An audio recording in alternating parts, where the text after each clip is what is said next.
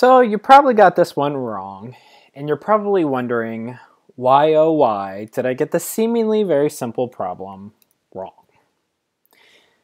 And the answer is actually, I think, very interesting. We have to go kind of pretty far back. So this is sodium sulfate, Na2SO4. Okay? What happens if I take solid sodium sulfate and I put it into water? Well, it's soluble, right? This is an ionic compound, and it's a soluble ionic compound because group 1 elements are always soluble. So what I get is I actually get a dissociation reaction where I get 2 sodium ions plus 1 sulfate ion. Okay. Well, let's compare this with what happens if I put a sugar, a non-ionic, a covalent compound, into water. What do I get?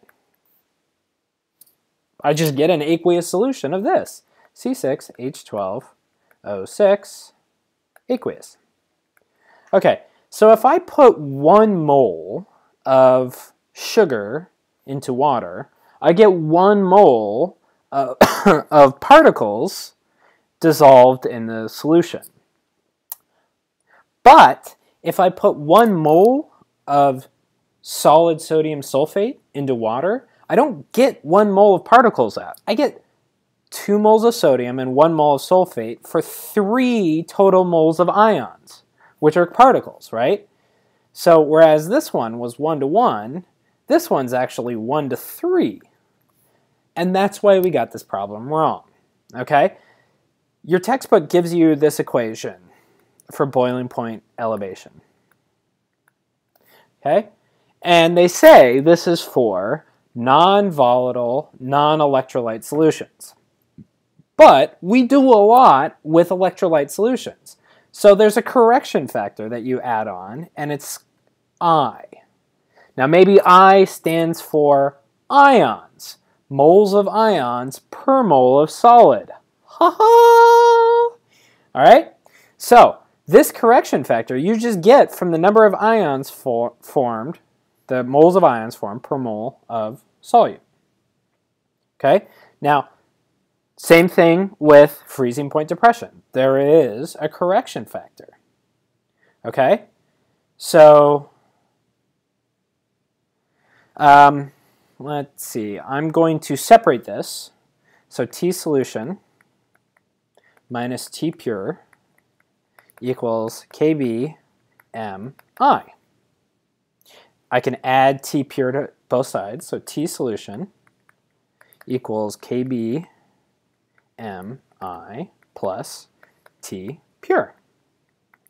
Okay, now this is in water. So KB for water is 0.51 degrees Celsius per molal.